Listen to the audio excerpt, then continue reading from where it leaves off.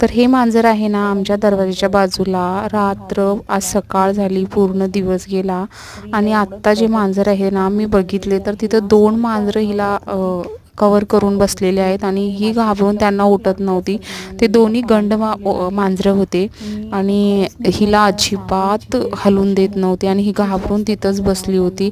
अजिबात तिला कुठंच हालायला दिले नाही ते दोन्ही मांजरं. आणि मी आत्ता बघितले आणि त्यांना हाकलून लावलं आणि हिला भूक, ताण, पाणी कुठं जाऊन हालून दिलं नाहीत.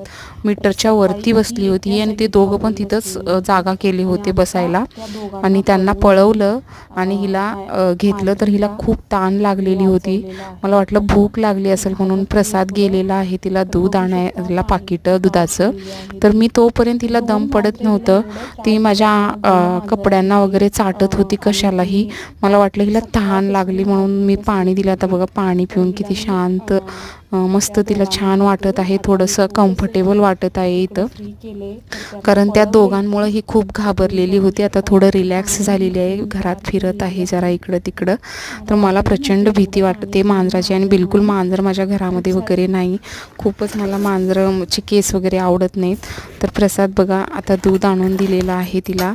तर ती एकदम 2 मिनटात ती पाव लिटर दूध चट केलेली आहे आणि तिला दम पडत नाही. एवढं रिलॅक्स पण तिच्या चेहऱ्याला एवढं शांती भेटलेली आहे तिला. कारण तिला सपोर्ट हवा होता, जेणेकरून ते खूप त्रास देत होते मांजरं तिला. आणि बघू शकता तिचं पोट किती मध्ये गेलेलं आहे, पूर्ण पिऊन टाकलेली आहे ती आता.